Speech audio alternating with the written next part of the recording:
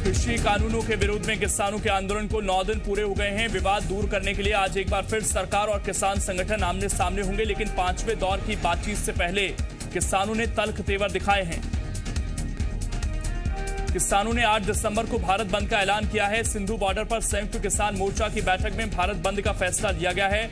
किसानों ने साफ कर दिया है कि उन्हें कृषि कानून रद्द करने से कम कुछ भी मंजूर नहीं और कल होने वाली बैठक में सरकार से इस मांग को लेकर 2 टूक बातचीत होगी। यह बैठक आज दोपहर 2 बजे होनी है। कृषि कानून के विरोध में अब भी किसानों का प्रदर्शन जारी। प्रदर्शन की वजह से दिल्ली के हरियाणा और यूपी से सटे कई इलाकों में आज भी रह सकता है जाम। बॉर्डर सील करने के विरोध में सुप्रीम कोर्ट में याचिका।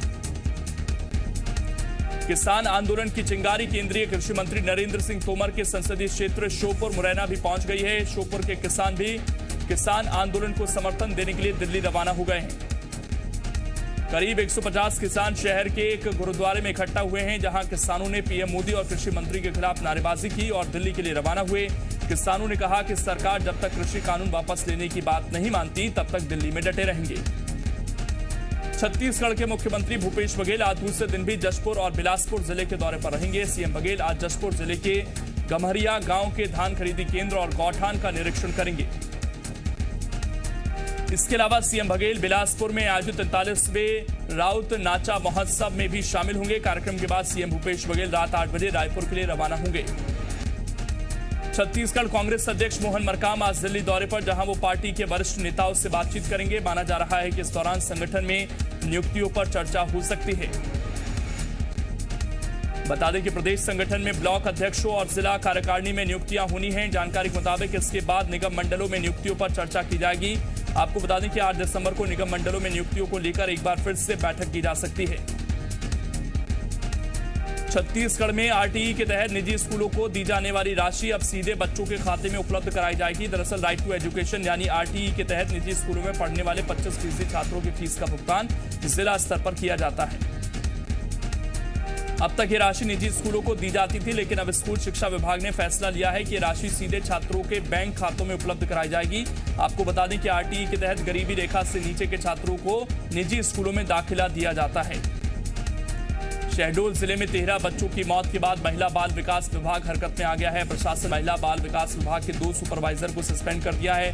महिला बाल विकास विभाग ने बुढ़ार सुपरवाइजर दमयंती सिंह और जयसिंह नगर सुपरवाइजर चंद्रकली पटेल को सस्पेंड कर दिया है। दोनों सुपरवाइजर पर लापरवाही बरतने के लिए कार्रवाई की गई है। सुपरवाइजर्स पर कुपोषित बच्चों को एनआरसी में भर्ती नहीं कराने के आरोप हैं। बता दें जिले में कुल 1328 कुपोषित बच्चे हैं। कार्रवाई के बाद 54 बच्चों को एनआरसी में भर्ती करा दिया गया है। शहडोल जिला अस्पताल में लगातार बच्चों की मौत पर अस्पताल प्रबंधन पर सवाल उठ रहे हैं। आंकड़ों के मुताबिक 8 महीने में जिला अस्पताल में 362 बच्चों की मौत हो चुकी है, जिसे सीएमएचओ राजेश पांडे ने भी माना है। लेकिन उन्होंने कहा कि इस आंकड़े में वो भी बच्चे शामिल हैं जो अनूपपुर और उमरिया से रेफर होकर आए थे। सीएमएचओ ने कहा कि जिला अस्पताल में 20 बेड हैं, लेकिन अक्सर 30 बच्चे एडमिट रहते हैं। कभी कभार तो एक वार्ड में 2-2 बच्चों को रखना पड़ता है। उन्होंने कहा कि रेफर कराए बच्चों का पहले ही वो सब इलाज हो चुका होता है जो जिला अस्पताल में होता है। ऐसे में उन बच्चों के बचने की संभावनाएं कम हो जाती हैं। शहडोल जिला अस्पताल में बच्चों की लगातार मौत हो रही है। बच्चों के परिवार वाले अस्पताल प्रबंधन पर लापरवाही के आरोप लगा रहे हैं। धनपुरी के विजय महोबिया के बच्चे की भी जिला अस्पताल में 27 नवंबर को मौत हुई थी। उन्होंने कहा कि बच्चे को आईसीयू में भर्ती कराए जाने के बाद कोई डॉक्टर 8 घंटे तक देखने नहीं आया। नर्स इलाज कर रही थी। आरोप लगाया कि अगर 8 घंटे में बच्चे को इलाज मिल जाता तो बच्चा बच जाता। पीड़ित पिता ने आरोप लगाया कि जिला अस्पताल का आईसीयू नर्सों के भरोसे चल रहा है। शहडोल जिला अस्पताल में एक बार फिर मानवता शर्मसार हुई है। अस्पताल प्रबंधन की लापरवाही से पोस्टमार्टम के लिए शव वाहन नहीं मिला। 3 साल की बच्ची का बीती रात 8 बजे एंबुलेंस की टक्कर से मौत हो गई थी, जिसके बाद परिजन सुबह शव को पोस्टमार्टम कराने जिला अस्पताल लेकर गए। कागजी कार्रवाई के बाद शव परिजनों को सौंप दिया गया, लेकिन शव वाहन नहीं दिया गया, जिसके बाद परिजन शव को बाइक पर रखकर मॉर्चुरी तक ले गए।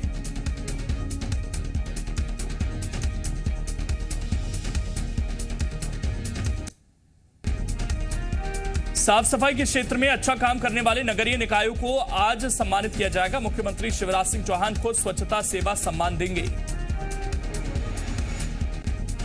दोपहर 3 बजे भोपाल के मिंटो हॉल में होने वाले स्वच्छता सर्वेक्षण 2020 कार्यक्रम आयोजित होगा, जिसमें सीएम शिवराज सिंह प्रदेश में स्वच्छता के क्षेत्र में अच्छा परिणाम देने वाले नगरीय निकायों को सम्मानित करेंगे। सीएम शिवराज सिंह ने मुख्यमंत्री निवास में चल रहे कॉल सेंटर का निरीक्षण किया। इसके साथ ही योजनाओं के फीडबैक लेने की व्यवस्था को मुख्यमंत्री ने खुद देखा और कॉल सेंटर को अधिक मजबूत बनाने के निर्देश दिए। उन्होंने अधिकारियों को निर्देश दिए कि सीएम हाउस में आने वाले आवेदन पत्रों पर भी गंभीरता से कार्रवाई हो। आपको बता दें कि सीएम हाउस में बने कॉल सेंटर से हितग्राहियों को योजनाओं की वास्तविक स्थिति जानने के लिए कॉल किया जाता है। उपचुनाव में जीत के बाद से एमपी के सीएम शिवराज सिंह एक्शन में हैं। 4 दिसंबर से 7 जनवरी तक सीएम शिवराज सिंह चौहान रोज अलग अलग विभागों की समीक्षा बैठक कर रहे हैं। इसके साथ ही सभी विभागों के मंत्री अपने अपने विभागों का वर्क प्लान भी सीएम को बता रहे हैं। कल पहले दिन सीएम शिवराज सिंह लोक निर्माण विभाग और स्कूल शिक्षा विभाग की समीक्षा बैठक ले चुके हैं। बैठक में प्रदेश में 95 रेलवे ओवरब्रिज बनाने का निर्णय लिया गया, जिसके लिए केंद्र सरकार 50% राशि देगी। इसके अलावा 25 सड़कों पर टोल लगाए जाएंगे, जिससे 210 करोड़ रुपए की सालाना आय होगी। इसके अलावा प्रदेश में अब सड़कों का एसेट मैनेजमेंट सिस्टम लागू होगा। एसेट मैनेजमेंट सिस्टम से सड़कों की स्थिति की जेआर टैगिंग से ऑनलाइन मॉनिटरिंग होगी। 7 जनवरी तक चलने वाली बैठकों के बाद सीएम मॉनिटरिंग भी करेंगे, ताकि बैठकों में तय फैसलों को ग्राउंड जीरो पर उतारा जा सके। केंद्रीय पेट्रोलियम मंत्री धर्मेंद्र प्रधान 2 दिवसीय दौरे पर आज इंदौर आएंगे। शाम 5 बजे धर्मेंद्र प्रधान पहुंचेंगे। उसके बाद अधिकारियों के साथ सर्किट हाउस में बैठक करेंगे। दौरे के दूसरे दिन उज्जैन पहुंचकर महाकाल मंदिर के दर्शन करेंगे। इसके बाद इंदौर वापस आकर कंप्रेस्ड बायोगैस प्लांट का दौरा करेंगे। शाम 5 बजे वापस दिल्ली के लिए केंद्रीय मंत्री धर्मेंद्र प्रधान रवाना होंगे। मध्य प्रदेश में अब पहली से लेकर 8वीं तक की क्लासों की छुट्टियां बढ़ाकर 31 मार्च 2021 तक कर दी गई हैं। वहीं इस साल होने वाली कक्षा 5वीं और 8वीं की बोर्ड परीक्षाएं भी नहीं होंगी। सीएम ने स्कूल शिक्षा विभाग की समीक्षा बैठक में इसके आदेश दिए हैं। कोरोना के बढ़ते संक्रमण को देखते हुए सीएम ने ये आदेश दिए। बच्चों की ऑनलाइन क्लासेस पहले की तरह जारी रहेंगी। ग्वालियर के Indian institute of tourism and travel management में अब छात्र अंग्रेजी के साथ संस्कृत में पढ़ाई कर सकेंगे। केंद्रीय पर्यटन एवं संस्कृति मंत्री प्रहलाद पटेल ने ऑनलाइन पाठ्यक्रम संस्कृत संभाषण का शुभारंभ किया। अन्य भाषाओं में डिग्री लेने वाले छात्रों को भी कोर्स के आखिरी 10 दिन संस्कृत संभाषण की ट्रेनिंग दी जा सकेगी। संस्कृत भाषा में पढ़ाई शुरू होने पर मंत्री प्रहलाद पटेल ने खुशी जाहिर की। इसके अलावा प्रहलाद पटेल ने जल संवर्धन संयंत्र का उद्घाटन किया और कदम का पौधा भी लगाया।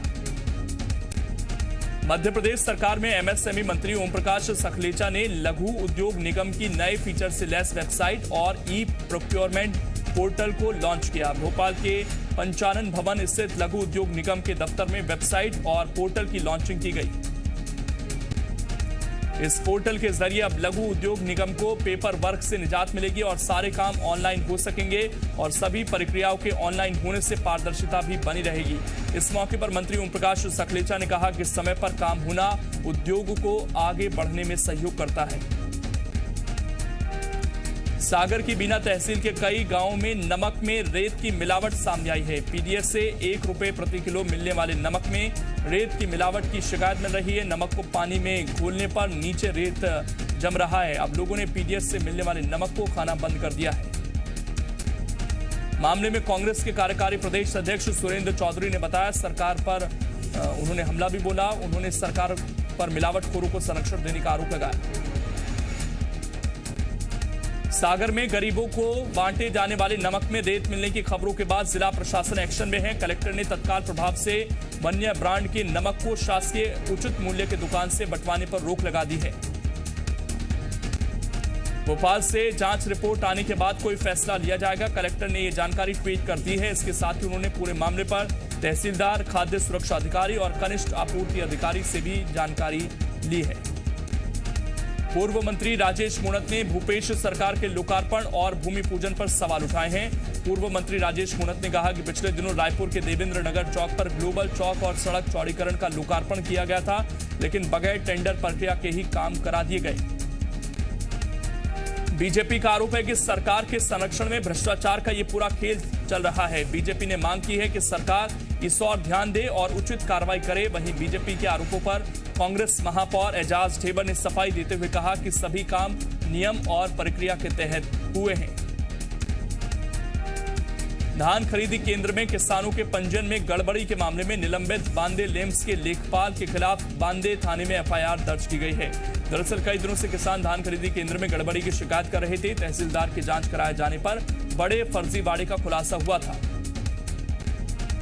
सिवनी के बरघाट क्षेत्र और धूमा में बिना दस्तावेज के धान परिवहन करते 10 ट्रकों को जब्त किया गया। कलेक्टर के आदेश पर 6 ट्रकों को राजस्व और बरघाट पुलिस की संयुक्त टीम ने जब्त किया। वहीं सिहोरा से भरकर धान लाए 4 ट्रकों को धूमा थाने में रखा गया। नागरिक आपूर्ति निगम के प्रबंधक DS कटारी ने बताया कि दूसरे प्रदेशों से धान के परिवहन को रोकने के लिए जांच की जा रही है।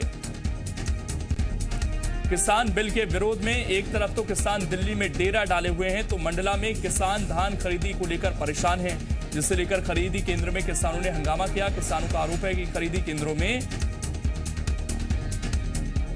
क्यू के नाम पर किसानों का धान रिजेक्ट किया जा रहा है।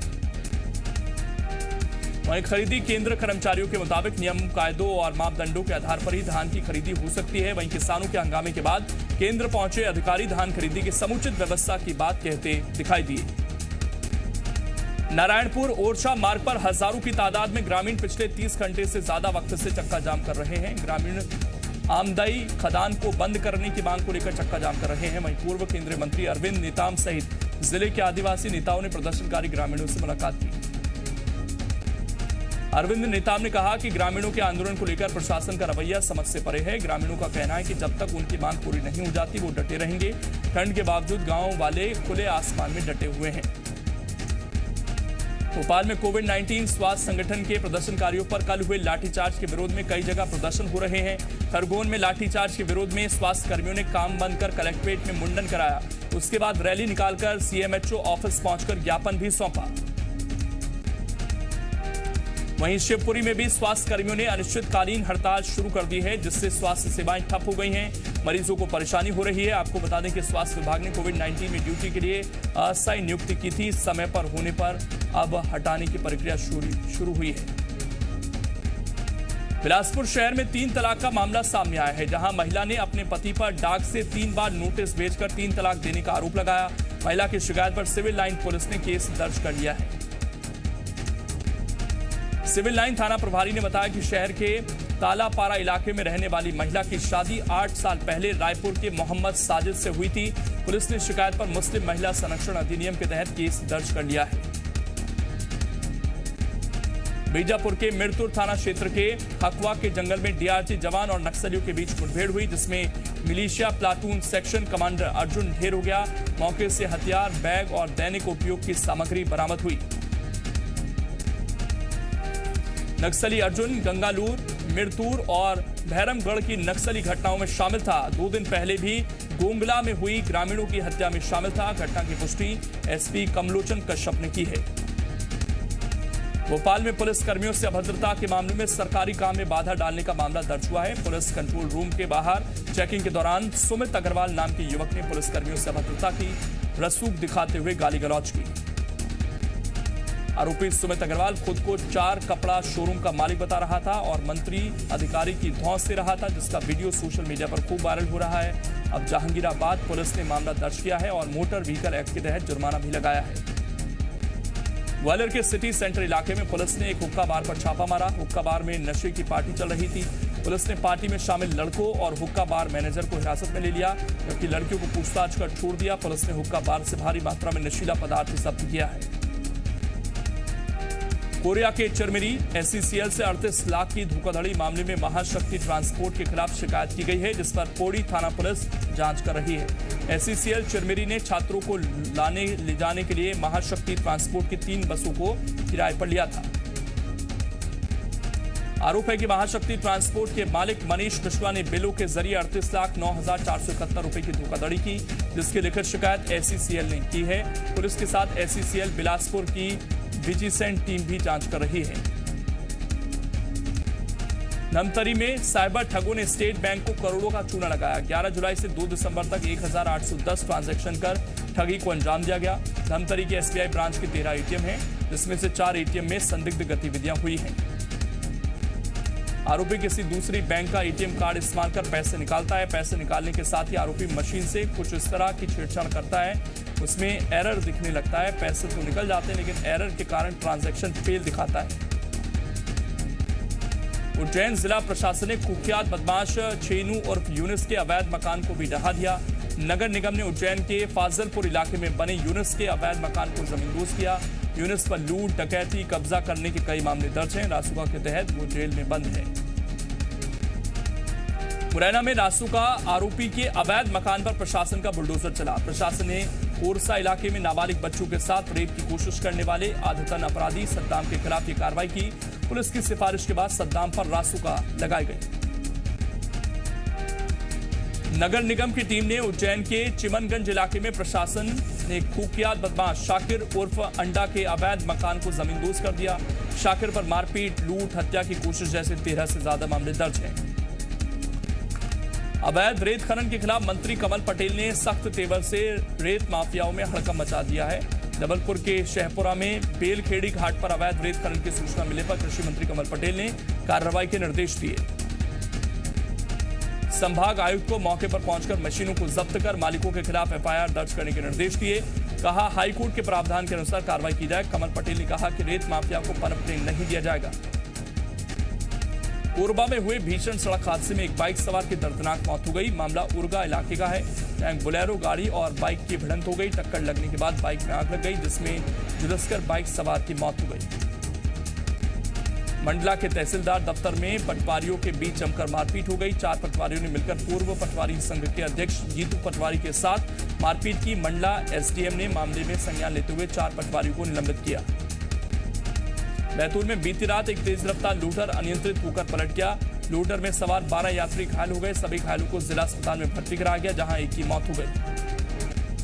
खरगोन में 2 ट्रकों के बीच भीषण टक्कर हो गई। टक्कर इतनी जबरदस्त थी कि दोनों ट्रकों में आग लग गई।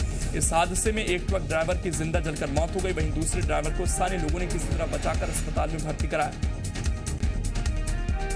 हादसा खरगोन इंदौर सड़क पर गणपति घाट के पास हुआ। एक ट्रक के ब्रेक फेल होने की वजह से वो दूसरे ट्रक से जा भिड़ा और दोनों ट्रकों में आग लग गई। हादसे की सूचना मिलने के बाद मौके पर पहुंची दमकल विभाग की गाड़ियों ने आग पर काबू पाया। बड़वानी में सड़क हादसे में 3 लोगों की मौत हो गई। जुलवानिया में 2 बाइकों के आमने सामने की टक्कर हुई। हादसे में एक व्यक्ति गंभीर रूप से घायल हो गया, जिसे जिला अस्पताल रेफर किया गया है। मृतकों में एक कांस्टेबल भी शामिल। खंडवा में सैंपल की जांच के लिए चलित लैब पहुंची, जिसके बाद खाद्य विभाग के अधिकारियों ने दुकानों से सैंपल लेकर तुरंत जांच की और रिपोर्ट दुकानदारों को दी। अच्छी बात यह रही कि किसी सैंपल में कोई गड़बड़ी नहीं मिली। 55 सैंपल की जांच हुई, सभी ने मानक को पूरा किया। अधिकारियों ने कहा कि सरकार हर जिले में चलित प्रयोगशाला भेजकर मिलावटखोरी के खिलाफ अभियान चला रही है। उसी का ये हिस्सा है। हर महीने ये रथ जिलों में पहुंचेगा, जिससे मिलावटखोरों पर लगाम लग सके। ग्रेटर हैदराबाद निकाय चुनाव में शानदार प्रदर्शन के बाद बीजेपी का जोश आई। अमित शाह ने तेलंगाना के बीजेपी कार्यकर्ताओं को बधाई दी। ओवैसी का योगी आदित्यनाथ पर निशाना, कहा जहां जहां गए योगी वहां वहां बीजेपी हारी। जम्मू कश्मीर के डीडीसी चुनाव के तीसरे चरण की 33 सीटों पर 50.53% वोटिंग। अनंतनाग के मटन ब्लॉक में पाकिस्तान से आए शरणार्थियों ने स्थानीय चुनाव में पहली बार वोट डाला। नाचकर किया खुशी का इजहार। रूस में तैयार कोरोना वैक्सीन स्पुतनिक V पहुंची भारत। दिल्ली एयरपोर्ट पर वैक्सीन को रखने के लिए बनाया गया कोल्ड स्टोरेज। देश भर में पहुंचने के लिए हैदराबाद एयरपोर्ट पर भी तैयारियां तेज। कोरोना वैक्सीन पर जल्द मिलेगी अच्छी खबर। सर्वदलीय बैठक में प्रधानमंत्री नरेंद्र मोदी का ऐलान। पीएम ने कहा देश में 8 कोरोना वैक्सीन पर तेजी से चल रहा है काम। वैक्सीन वितरण की तैयारियां भी तेज। तीसरी और चौथी तिमाही में विकास दर के लिए आरबीआई ने जताया पॉजिटिव अनुमान। ब्याज दरों में नहीं किया कोई बदलाव।